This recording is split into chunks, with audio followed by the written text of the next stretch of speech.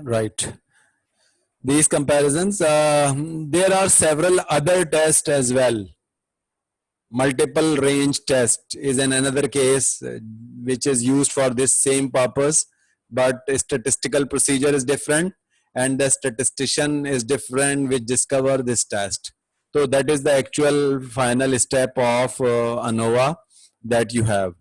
Initially, ANOVA have steps which are basically hypothesis H0, H1, then you have to check assumptions.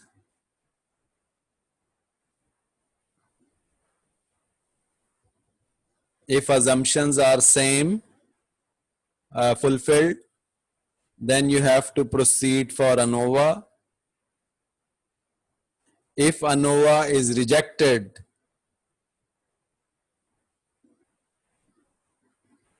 then Tukey test or multiple comparison test. If ANOVA is accepted, so there is no need to proceed further and your final decision will be the means are same. So if means are same, that is the final steps of ANOVA. So that is basically the rejection of the claim of the researcher. If H0 is true, because your H1 support the claim of researcher.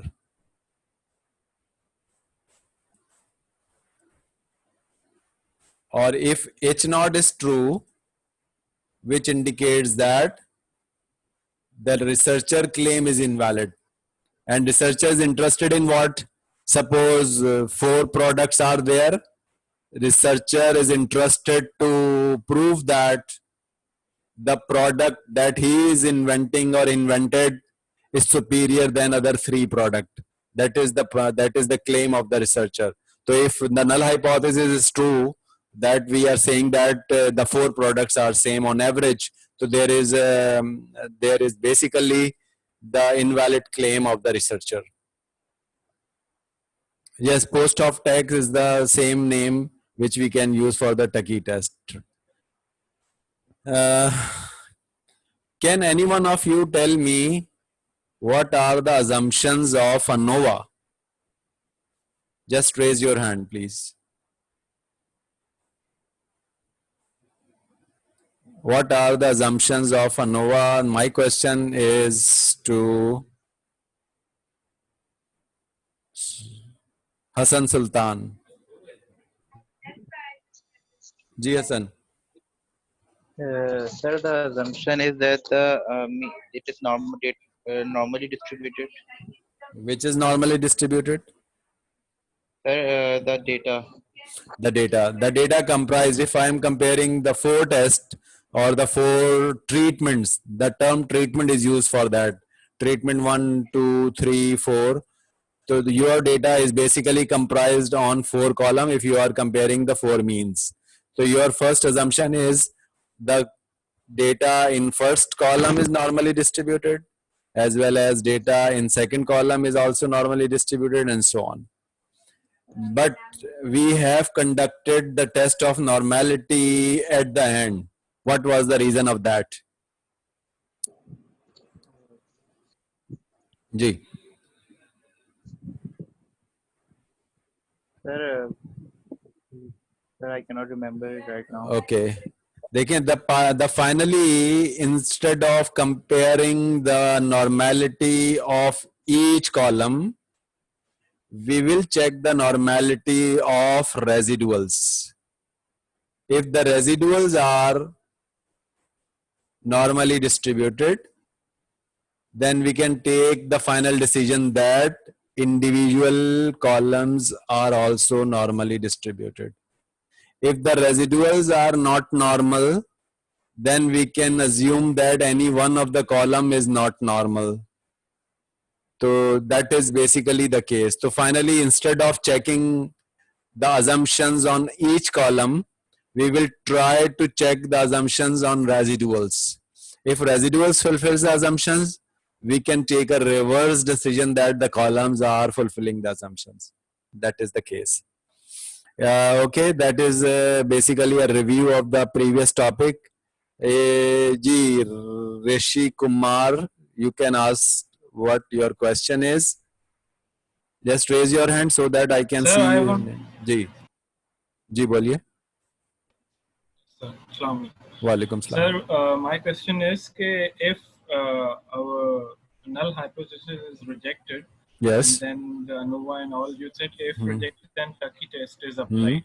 Hmm. So it's like when accepted, to accepted ho gaya, but when rejected, so it's already mentioned that they are not equal. Yes. And Tucky test is for we are doing it just to make sure that which one is not equal.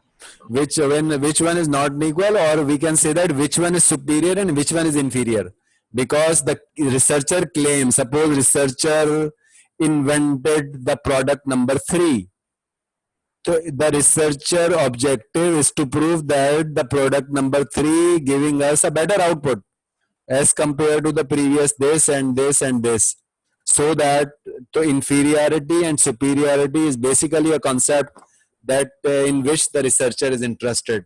अगर वो सारे बराबर हो गए तो researcher का objective fail हो गया. Suppose in case of a newly discovered medicine for COVID-19, suppose 4 researchers are saying that we have invented a medicine for that. So we are basically trying to compare out of these 4 medicines which are basically providing us a solution or a remedy for this COVID-19, but which of them is giving us a better output, means in less amount of time it will gives us a remedy of the problem. So in terms of that, we have to describe कि जी 1, 2, 3, 4 out of these 4 are giving us a solution, but any one of them is superior in that way. Superior means that is giving us success in minimum time with the minimum amount. That is basically the claim of the researcher. Okay? Is it clear? Yes, sir. It's clear. Okay. Now moving to the today's point, which is basically statistical modeling. My question is to any one of you, what is the meaning of statistical modeling and what are the steps? Do you anyone have perception of the steps in mathematical or statistical modeling? Anyone can answer by unmuting yourself.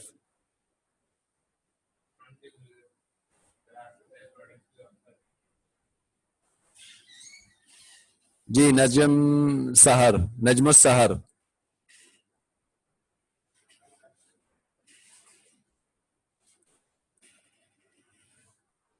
Mohammad Mustafa Nasir. Ji sir, statistical modelling basically आप regression की बात कर रहे हैं? जी कोई सा भी model हो, जरूरी नहीं है रिग्रेशन हो. इसमें आपका दूसरे मॉडल भी हैं जिसको हम क्लासिफिकेशन, क्लस्टरिंग, ये सब मॉडल्स हैं. और इवन जो आपके ये अनोवा है, ये भी मॉडल्स हैं बेसिकली.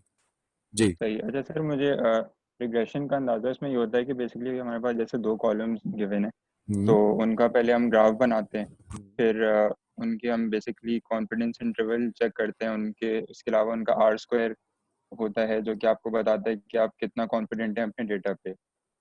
और इसके अलावा टी टेस्ट भी हर इंडिपेंडेंट वेरिएबल के लिए हम अप्लाई करते हैं. तो उससे हमें बेसिकली ये चेक करते हैं कि हम कितना कॉन्फिडेंट हैं अपने डेटा पे. Basically in steps in modeling basically are in the step number 1 you have to describe your objective, what your objectives are. Number 2, you have to describe variables. The third, you need the data for that variables. So the sampling is to be done for that. After that, you have to choose a model. like a classification model or a clustering model or a linear model or regression model. So today's agenda is to cover the regression model. So after choosing a model, you have basically to implement the model, which is named as model learning. And before model learning, you have to implement the assumptions of that model. Model learning के बाद testing the model, and if failed, then you have to proceed to the any one of the previous steps, like choosing the model again, or you have to clean the data or test the assumption again. In the eighth step, if the model is fulfilled, you have to use it for prediction. Right? So these are basically the steps in statistical modeling.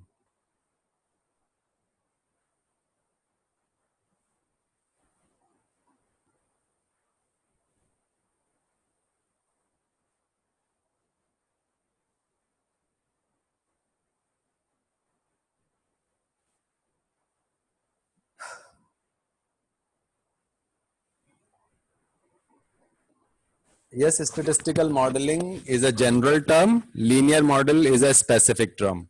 General term mean any model, means you are working with the classification model, or you are working with the clustering model, neural network, or any other model, Bayesian model, or basically neural network is an example कि जी आप उसमें से कौन सा कर रहे हैं ये. तो ये तो एक statistical model की एक general term मैं use कर रहा हूँ. लेकिन linear model उसकी एक specific term है, जो कि हम इस लेक्चर में हम we are focusing on the linear model, but these steps are basically the steps of overall modelling कि whatever we are doing in statistical modelling, these are basically the step by step procedure for that. If anyone have any question related with this these steps, your objective which is one of the very important thing कि जी आपके objectives क्या हैं. अगर आपके objectives देखें ये हैं कि जैसे इसमें दो केसेस यहाँ मैं यूज कर रहा हूँ, मैं वहीं से बात का आगाज कर देता हूँ. मार्केटिंग केसेस में एक यूज हो रहा है. In the marketing case we have some variables. What these variables are? These variables are basically, these are the variables in this case: marketing budget, or marketing revenue obtained against the marketing, and the advertisement on Google AdWords or Facebook ads and Twitter ads. So these are basically the three different marketing budgets: expenditures on Google ad, expenditure on Facebook, expenditure on Twitter. These are the four variables. And one variable is the overall marketing budget, which is a total of, I think so, all of these three. And one variable is there, and that variable is revenue. So I have basically 1, 2, 3, 4, 5 variable in total. One variable is revenue, which is named as dependent variable, or predicting variable, or class variable, or basically the response variable, in which we are interested to predict it. Other variables are known as independent variable, or they are referred to as predictors. So one predictor is Google AdWords, other predictor is Facebook, and Twitter is another. As well as we have one consolidated predictor, that is marketing budget, which is basically the sum of expenditures on these three. So basically you can implement a linear model or a regression model by revenue and marketing budget. Only two variables, by considering only two variables. One is revenue and other is marketing budget. Because revenue is depending on the marketing budget, as much as you are expanding on the marketing, your revenue will be increased. If you are spending low in marketing, then there is a possibility that your revenue will not be too much. So you will have a small number of revenue if you are your marketing is you are not spending too much on marketing. If you are spending too much on marketing, your revenue will be increasing. So that is a case that marketing budget or the marketing expenditure is a highly related with the revenue. We can call it as a high correlation among the marketing budget and the revenue. That is one case. In this case, we call this is a simple regression. So what the simple regression is, yeah, simple linear model is, simple linear model contains one dependent variable and one independent variable. One independent variable, in this case, if I am considering as a simple model, is the marketing, total marketing or marketing budget. How much we are spending on the advertisements overall, which is the sum of these three. And the dependent variable in this case is revenue, which we want to predict. So we have to input some values of the marketing expenditure, and then we are interested to predict something in your revenue. So that is basically simple regression. In the multiple regression, we have multiple independent variable. Suppose we have one Google ad, other is expenditure on Twitter for advertisement, expenditures on Facebook for advertisement, and we are interested to predict the revenue. So this is called multiple. So multiple independent variable and single independent variable. If we have single independent variable, we call it as a simple regression. If we have a multiple independent variable, we call it as multiple regression. So we are going to consider the both cases here in the same presentation. Once it is applied a simple regression by using just only two variable. One is revenue, another is marketing. And then finally we have applied multiple regression by using revenue and Google Ad, Twitter, Facebook as a predictor variable. So that is basically the difference between the two types of model. As you learn in ANOVA, we have some variable which are referred to as explained variation and unexplained variation. So as same as we have explained variation here, the revenue depends on these three factors.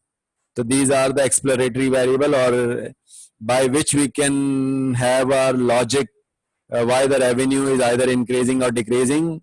It's totally depending on the correlations among the revenue with these three independent variables. So I think so you now have a concept of what the linear model is, and in that case our first point, your objective is clear. What your objective are, we are interested here to predict the revenue with the help of some predictors, either one predictor or by using the three separate predictors. So that is your objectives. And in the same way, you have understanding of the variables. What variables are independent, what are independent, and you have a concept of the data, random samples. Your data should be collected randomly. You suppose you have 100 observations for all of these four variables. So 100 observations are randomly chosen. Different companies are spending on the Google, Facebook, and Twitter, and what effect these advertisement will cause on their revenue. तो 100 companies का data अगर आपके पास है suppose, तो we can use this data for building the model. In the fourth step, you have to choose a model. There are, as I described you, there are the several types of model, out of which some are classification, clustering, and regression.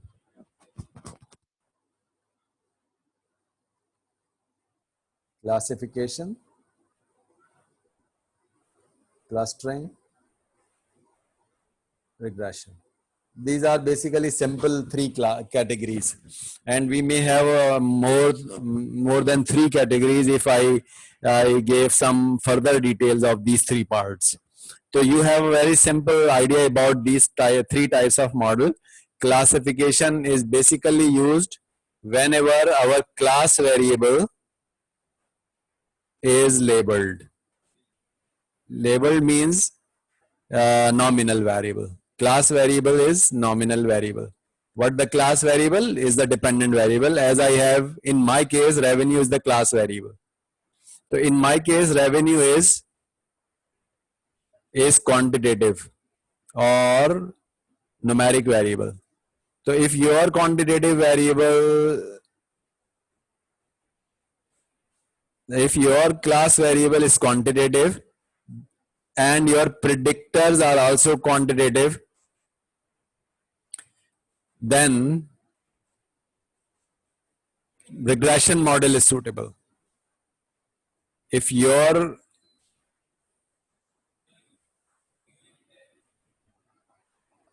class variable is quantitative and your predictors are as well quantitative, then regression model is suitable. If your class variable is qualitative, suppose you are going to predict whether the bank will give the loan approved to a customer or not. So that is basically a binary variable. If the bank is willing to disburse the loan to a specific customer, then its status will be 1, means the loan is approved, or 0 means the loan is not approved. This factor or this variable, which is a dependent variable, is based on the several other variables. What the several other variables are: what is the salary of the person, what is the education level of the person, these are the predictors, and what how many family member he has, and how much experience in his field he has. So these are basically the predictors. By using these predictors, bank has to decide whether the loan is to be given to the customer or not. The classification model is suitable in this case. In this case, our variable is the loan status